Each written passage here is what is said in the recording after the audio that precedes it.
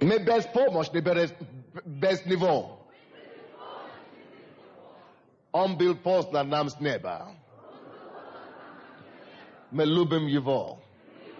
My обожаем Его. Ибо Он есть третья личность Божества. Дух Святой учи нас сегодня. Во имя Иисуса. Аминь. Откройте, пожалуйста, Деяния апостолов, 1 глава, 8 стих. Но вы примите силу, когда зайдет на вас Дух Святой, и будете мне свидетелями в Иерусалиме, и во всей Иудее, и Самарии, и даже до края земли. Но вы, это значит ты и я, но вы примите силу, когда зайдет на вас Дух Святой. Вы примите силу. Вам необходима сила, чтобы выжить здесь на земле. Тем более, чтобы жить для Христа. Потому что Библия говорит, что всякий, кто хочет жить благочестивую жизнь, кто хочет жить жизнь, прославляющую Бога, всякий, кто хочет жить нравственную жизнь, всякий, кто хочет жить чистую, беспорочную жизнь, Библия говорит, что таковые люди, они будут гонимы. Всякий, кто желает жить благочестивую жизнь, будет гонимы. Поэтому Бог говорит, вы, будучи верующими во мне, вы должны жить благочестивую жизнь. Но для этого вам надо кое-что сверхъестественное. Кое-что сверхъестественное. Вам надо сила. Сила, которая идет от человека. Вы видите, если бы эта сила идет от человека, он мог бы собирать ее от вас в любое время. Если бы это человеческая сила, то человеческая сила ограниченная. Но это не человеческая сила. Это есть Божья сила. Поэтому она не ограниченная. Поэтому она не закончивается. Поэтому она длится уже 2000 лет. Она началась после смерти Иисуса Христа, день Пятидесятницы, и эта сила все еще действует сегодня. Многие меня называют, вы знаете кем? Экстрасенсом. Многие меня называют колдуном по телевизору, когда они видят, почему они так делают. Потому что они не представляют себе, как Бог может быть действенным сегодня. Они не понимают это. Они думают, что только магии, только колдуны, только экстрасенсы способны делать чудеса и знамения. Но слава Богу, что мы знаем по-другому. Мы знаем, что есть сила, которая была выпущена на землю 2000 лет тому назад. И эта сила все еще работает. Почему она не ограничена? Почему она все еще действенна сегодня, как тогда? Потому что это не человеческая сила. Все Божие вечное. Здесь все Божие вечное. Поэтому если у вас есть Божья жизнь, это значит, у вас есть жизнь вечная. Если у вас есть сила Божья, это значит, у вас сила вечная. Если у вас есть Слово Божье, это значит, у вас есть живое Слово. Все то, что от Бога, все вечное, не прекращается никогда. И эта сила, которая зашла с неба в дни Пятидесятницы. Вы знаете, скоро завтра у нас будет праздник Троицы, правда? Сегодня, слава Богу, поэтому я проповедую об этом. Вот. Сегодня мы отмечаем этот праздник, что какая-то сила зашла с неба. Вы видите, многие в миру отмечают этот праздник. И православные церкви отмечают этот праздник. Но идите туда, и кто-нибудь спросите, но где же он? Где же этот Дух Святой, который зашел? Где же он? Ну как мне это ощутить на себе? Как мне пережить этого Духа Святого? Дорогой мой, если ты пришел в церковь сегодня, этот Дух Святой прикоснется к тебе. Готовься измениться. Будь готовым измениться. Будь готовым превращаться в сверхъестественную личность. Потому что когда Божие сводится с земное, вы становитесь сверхъестественной. Вы земное. Но сегодня Божие небесное зайдет на вас. Это Дух Святой. Поэтому вы превращаетесь в сверхъестественным человеком. Вы начнете ходить в силе Божьей. Вы начнете говорить, как Иисус говорил. Марка 1:22. Иисус появился в церковь. Он брал Библию и читал. Люди слышали его внимательно. Они сказали, что это такое? Он говорит по-другому. Он говорит по-другому. Его слова имеют необычайную силу. Давайте откроем от Марка 1:22. От Марка 1:22. Аллилуйя. От Марка 1:22. Они говорили, и дивились его учению. Вы здесь?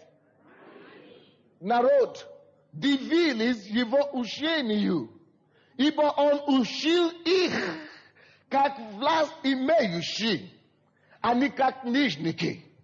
Дорогой мой, это то, что с тобой произойдет сегодня.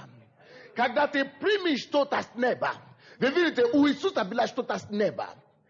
Как верующий в Иисуса Христа, как последователь Иисуса, ты имеешь что-то сверхчеловека. Ты имеешь что-то сверхчеловеческий разум в тебе.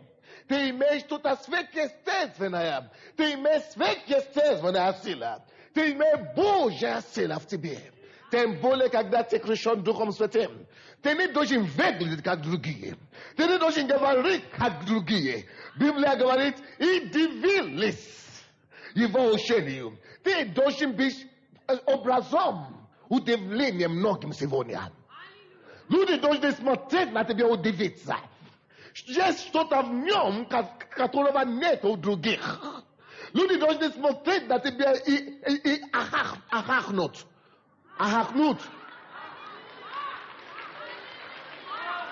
Ахнуть. Они должны смотреть на тебя и ахнуть. Что в нем?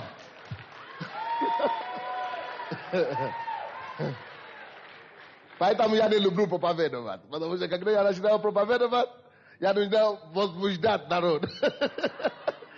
Хорошо. Но я проповедую сегодня не просто, чтобы возбуждать вас. Но потому что у вас есть сила. И во мне есть эта сила. Аллилуйя. Мы благодарны за силу, сошедшую с небес. Мы благодарны за Духа Святого. Аллилуйя. Иисус Христос был полный этой силой. Иисус был полным силой из Бога. Он был исполнен Духом Святым. И поэтому, когда он говорил, люди видели разницу между ним и книжниками, между ним и образованными, между ним и фарисеями. И они сказали, он говорит по-другому, ибо он говорит, как власть имеющий. Он говорит, как власть имеющий. Власть имеющий. Власть имеющий. Власть имеющий. Библия говорит от Иоанна 1 глава 12 стих, что а тем, которые уверовали в него, которые приняли его, дал власть. Дал власть. Дал власть. Тем, которые приняли его, верующим во имя его, тем, которые приняли его, ты принял его, верующим во имя его, ты веруешь в имя его. Библия говорит, тем дал он власть быть чадами его. Дал он власть. И у Иисуса была эта власть. И поэтому, когда он говорил, Библия говорит, люди удивились, потому что он говорил, как власть имеющий. А Бог говорит, тем, которые веровали в него, дал он власть.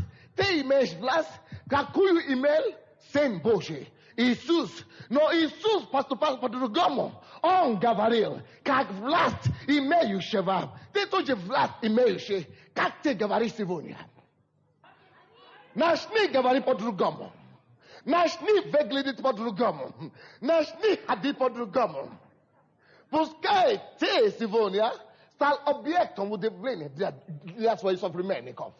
Потому что у тебя есть та же самая власть, которая была у Иисуса. Давайте посмотрим, где написано об этом. Деяния апостолов 10:38. Деяния 10:38. Аллилуйя. Shakata katimori katondori katanda. Hallelujah. O kotobori kitinde yalama katanda rukotomoro katunde ya. Как Бог Духом Святым, 10:38. Как Бог Духом Святым и силою. А в Деяния апостолов 1:8, что мы читали. Вы примите силу, когда Дух Святой зайдет на вас. Это то, что было с Иисусом в начале.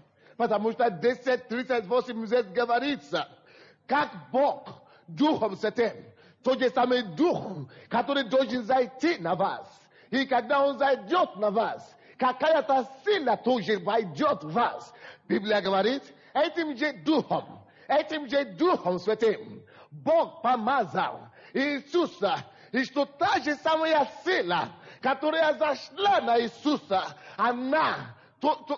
которая зайдет на вас, она сначала зашла на Иисуса. И поэтому Библия здесь уже говорит, как Бог Духом Святым, и это и ту же самую силу, которая у тебя помазал Иисуса из Назарета. Благодаря тому, что Бог ему Иисусу дал Духа Святого и силу. Дух Святой, отметьте себе это слово, и сила. Результат силы, результат Духа Святого, его присутствие в жизни Иисуса. Давайте посмотрим, что это привело, к чему это привело, что присутствие Духа Святого и силы производит. Помазал Иисуса из Назарета, и Он, Бог помазал ему Духом Святым и силою, и Он ходил, благотворяя и исцеляя всех обладаемых дьяволом, потому что Бог был с ним. Отметьте себя, Он был помазан Духом Святым и силою. И потом он что-то сделал. Ты таким же образом, Библия говорит, прими силу. Многие из вас уже приняли эту силу. Когда зайдет на вас Дух Святой, многие из вас уже имеют Духа Святого. И Библия говорит, когда это произойдет, то, что случилось с Иисусом, должно случиться с тобою. Если это не случится, что это твоя вина, давайте посмотрим, что Иисус сделал, когда Он принял Духа Святого и силу. И Он ходил. Когда Дух Святой зашел на Иисуса, Он начал ходить. Давайте всем скажем ходить. Зачем Он ходил? Куда Он ходил? Он ходил, чтобы разрушать дела сатаны. Он ходил, чтобы благовествовать. Он ходил, чтобы проповедовать. Он ходил, чтобы учить. Он ходил, чтобы проповедовать Царство Божьего и ближение Его. Он ходил, дорогой мой, когда Дух Святой сходит на тебе, если ты сядешь на месте, если ты не начнешь ходить, благовествовать, рассказывать другим, то ты никогда не увидишь его силу в твоей жизни. Если ты не начнешь ходить, ты никогда не будешь исцелять больных. Ты никогда не будешь изгонять бесов. Если ты не начнешь ходить, ты никогда не увидишь знамения и чудеса. А те, которые это делаешь, ты начнешь их звать экстрасенса или кудоны. видите, почему ничего не происходит в некоторых церквях? Потому что они не научены ходить благовест в другим. Они не делают Божью работу. А если ты не делаешь Божью работу, ты не должен рассчитывать на Божью силу. Но потому что Иисус пошел, эта сила Духа Святого, которая жив в нем, она начала активизироваться. Она начала действовать. В чем она проявилась? Она проявилась в том, что когда он ходил, он благотворял. Он делал благо людям. Благотворяя и исцеляя. Я смогу сегодня говорить, что на меня зашел Дух Святой и сила. Я знаю это. И поэтому я должен ходить, как Иисус ходил. Поэтому я должен благотворять других, как Иисус благотворял. Поэтому я должен исцелять людей, как Иисус исцелял тогда. Почему? Потому что то, что Иисус принял, он по милости и любови своей мне, ничтожному, дал то же самое. Поэтому единственное то, что я смогу делать сегодня, это повиноваться ему во всем. И начинать с тем, что я начну делать ту работу, которую он делал. Ибо он сам говорил от Иоанна 14, 12, да? 12, да? Или от Иоанна 14, 12, 14. От Иоанна 14 глава, 12 по 14 стихи, что ту работу, которую я совершил, те дела, которые я совершил, верующий во мне, совершат такое же. Вы здесь? Чтобы совершать это, вам надо силу свыше. Но некоторые из нас уже приняли силу свыше, почему мы все равно не совершаем это дело? Нам надо действовать. Нам надо ходить. Нам надо начинать что-то делать конкретно. Тогда вы увидите, что обладаемым дьяволом начнут освобождаться. Чтобы они начнут исцеляться. И вы будете удивляться. Но больше вас будут удивляться другие. Таким же образом, как они удивились Иисусом, когда они увидели, что он говорил, как власть имеющий. Аминь. Я сказал, что я буду проповедовать 30 минут, я уже проповедовать 20. Чудесно. Аллилуйя. Но я хочу вам напомнить, что сегодня есть день 50, день Троицы. У нас Троица. Что такое Троица? Это день сошествия, третья личность Божества на свет. На землю. Это есть день сошествия и Духа Святого. Поэтому мы называем сегодня Троицу. Это был 40-й день, или 10-й день после... 50-й день после воскресения Иисуса. 50-й день после воскресения Иисуса Христа из мертвых. 50-й день после воскресения Иисуса Христа из мертвых. Аминь. И поэтому Деяния апостолов говорит, при наступлении дня 50-й. Что-то случилось. Кто здесь первый раз сегодня? Вам интересно знать, что случилось в день 50-й? Интересно знать? Дух, я вам скажу очень просто, то, что случилось. Дух Святой зашел на землю. И на кого этот Дух Святой сходит, тот человек начинает делать необычайные вещи. В том числе начинает проповедовать Евангелие, начнет говорить об Иисусе слишком много и о Библии. Это во-первых. Во-вторых, тот человек, на кого такой Дух сходит, Дух Святой, он не может жить в покое. Он начнет рассказывать всем другим, какие изменения случились в его жизни. Это во-вторых. В-третьих, такой человек начинает возлагать руки на больных, и больные вдруг начинают оживляться и исцеляться. четвертый. Если они приходят в прикосновение к одержимыми, они изгоняют эти бесов вон. Как Иисус тоже делал. Библия говорит, он ходил, благотворяя, исцеляя всех обладаемых дьяволом. Поэтому сегодня вы должны искренне попросить у Господа, чтобы Он сделал с вами то, что Он сделал тогда с верующими. День Пятидесятницы. Вы должны попросить у Господа, чтобы третья личность Божества. Библия говорит, вы примите Его. Вы примите силу, когда зайдет на вас Дух Святой.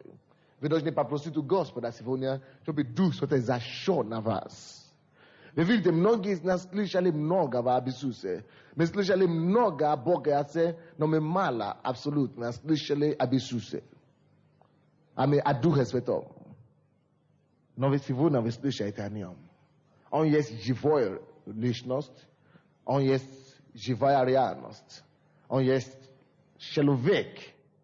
Он есть плотской человек, но он есть такая же реальная личность, как Иисус Христос, как и Бог Отец.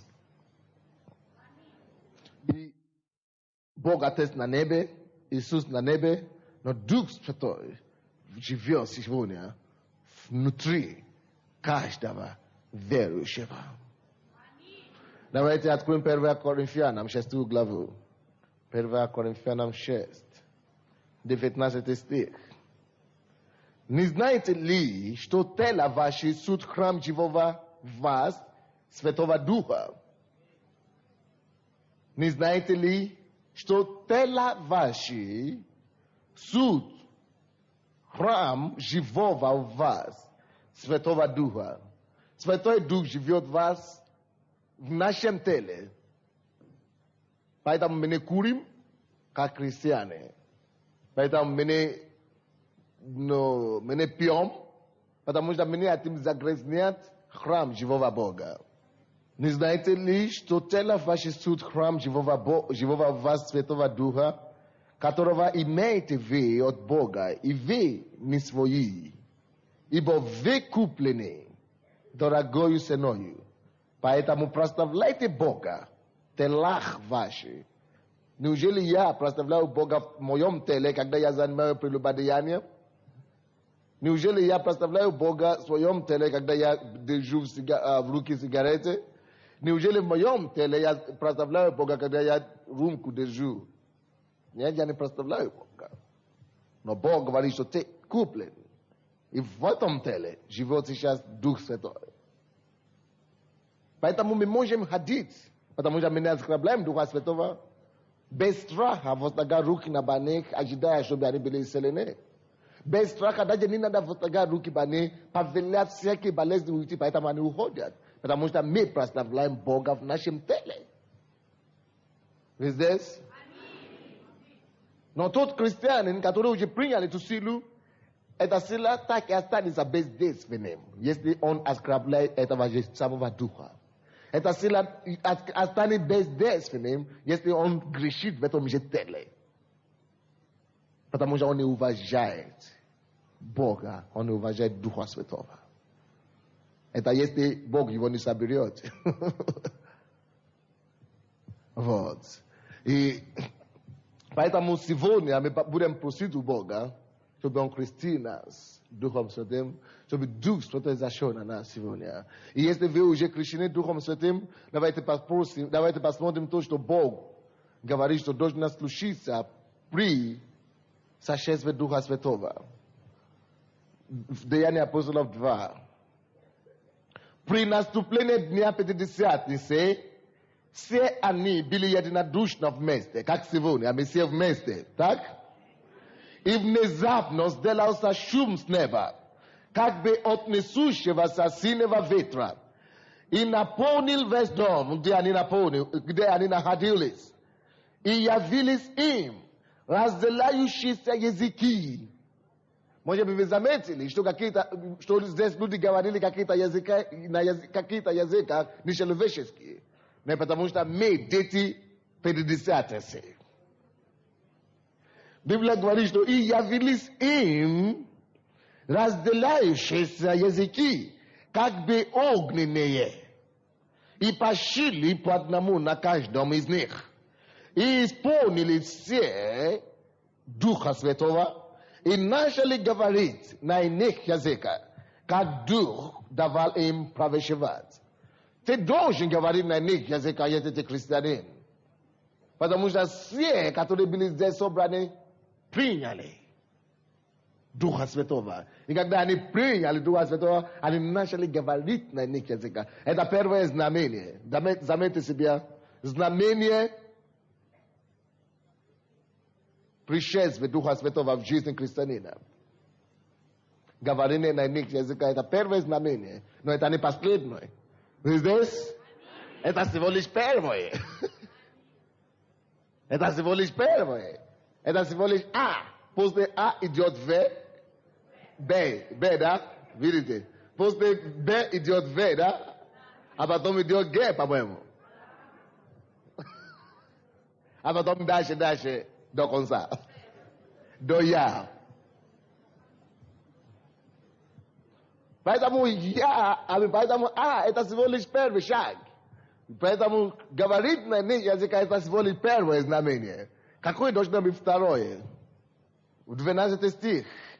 И изумлялись все, и недоумевая говорили друг другу. Что это значит? Это есть окружающие, которые там окружали их. Потому что они видели, что эти люди собрались вместе. 120 человек, и все начали говорить «Такатараба, Которобо, Кошиката, Мокосондо». Все начали говорить громко. И когда эти люди, неверующие, которые вокруг видели, они удивились. Они говорят, что с этими людьми? Они, наверное, с ума сошли. То же самое сегодня. Когда люди сходят сюда, в церковь нам, они думают, да, они туда попали вообще, йо. Они сразу удивляются. Они говорят, что они говорят такие ерунды? Что они говорят? Что? На каком? На греческом? На латинском? Нет. Ребенок, иди сюда, иди. Домой. Некоторые убивают своих людей. И некоторые верующие ошибочно, поэтому говорят, что вам не надо говорить на них языках. Вы испугаете людей. Добрые дядя. Вы видите, bine первые, которые должны это делать. Но мы такая боязливая группа верующих, которые практикуют. Никто не должен слышать. Не должен слышать. Маката.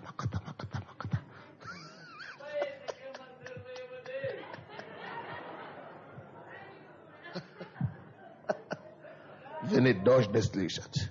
О, не верующие вокруг. Это неправда. Все верующие были вместе. Они говорили так громко, что неверующие вокруг, они даже не знали, что куда себя деть. И они начали говорить, Библия говорит здесь, неверующие вокруг, 12 стих, уземлялись и недоумевая говорили друг другу. Что это значит? А иные другие из неверующих, насмехаясь, говорили, они напились сладкого вина. Второе знамение, которое должно следовать верующего, когда он принимает Духа Святого, непонимание со стороны других. Когда ты начнешь говорить «Катаборо котимо катамо кориде лекетеморо макундуру кутумо бабалендея».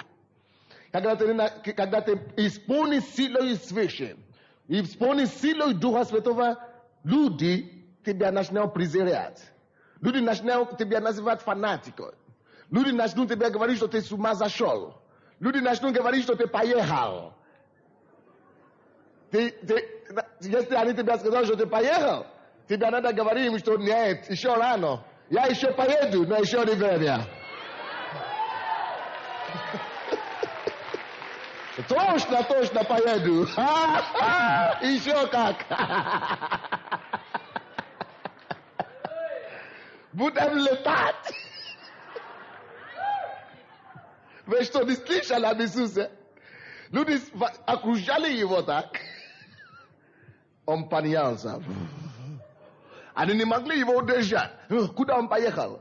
И ангелы приехали. Он говорит, не бойтесь. Потому что скоро вы точно таким же образом поедете. Поэтому мы еще не поехали. Мы поедем.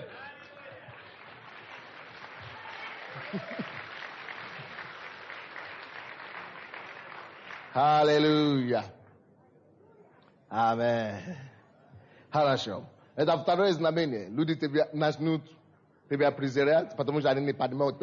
Куда ты ходишь? Я не понимаю. Неужели у нас своих проповедников нет? К негру ходишь? К неграм ходишь.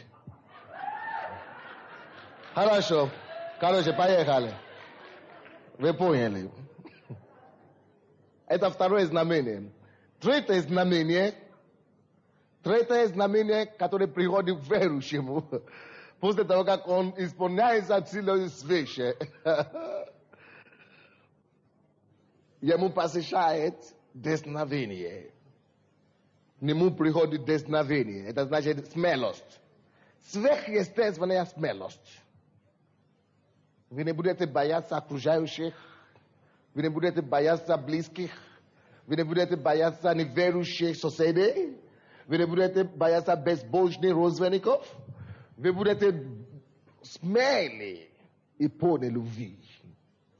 2 Тимофею 1:7 говорит, ибо Бог дал нам не духа боязни, а духа силы, любви и целомудрия. Вы будете полны дерзновения. Смелостью. Скажите кому-то, чтобы он проснулся. Я извиняюсь, конечно, что я вас беспокоюсь. Но если бы вы были у себя на постели дома, я бы вас не беспокоил там. Но вы здесь, я обязан вас беспокоить. А вы обязаны слушать Слово Божие. Аминь. Хорошо, это третье всего лишь. Четвертое знамение, которое должно быть в вашей жизни, это то, что вы будете начинать говорить, проповедовать. Потому что когда 13 стих, иные насмехались, говорили, они напились сладкого вина. Петр же, став с 11, возвысил голос свой и возгласил им, мужи израильские, и все живущие в Иерусалиме, это да будет вам известно, и внимайте словам моим. Ты начнешь говорить точно таким образом. Внимайте словам моим. Поэтому, если этого еще нет у тебя, то ты не живешь как исполненный Духом Святым человек. Каждый человек, кто исполнен Духом Святым, должен проповедовать и говорить другим, слушай меня. Это то, что значит внимай словам моим. Давайте посмотрим другие знамения, которые должны следовать в жизни верующего. Петр об этом говорит. 17 стих. И будет последние дни, говорит Бог, и залю от духа моего на всякую плоть, и будут пророчествовать сыны ваши и дочери ваши. Алло? Если вы крещены Духом Святым, молодежь, сыны и дочери, вы будете жаждать. И не только жаждать, но вы будете на самом деле пророчествовать. Поэтому, если вы молодые, и вы еще не пророчествуете, это значит говорить от имени Господа. Так говорит Господь. Слышать его дух и передать. Или истолковать языки. Если вы не пророчествуете еще, то ищите это. Спросите у Духа Святого, что Господь твое слово говорит. Я приму силу, когда Дух Святой зайдет на меня, и я буду пророчествовать. Господь, я хочу иметь этот дар пророчества. Дай мне, Господь. И не только молодые, все. Аминь. Так, вы будете пророчествовать. Следующее. 17 стих. Na всякую плоть будут пророчества, сыны ваши и дочери ваши, и юноши ваши будут видеть видение. Это следующее знамение. Вы будете видеть видение. Старцы ваши сновидениями вразумлены будут. Вы будете видеть сны. Спросите у Бога это знамение. И на рабов моих, и на рабине моих в те дни изалю, это значит на служители Божьи, изалю от духа моего и будут пророчествовать. Все служители тоже будут пророчествовать. Так. И 21 стих. И будет всякий, кто призовет имя Господне, спасется. Аллилуйя. Давайте станем.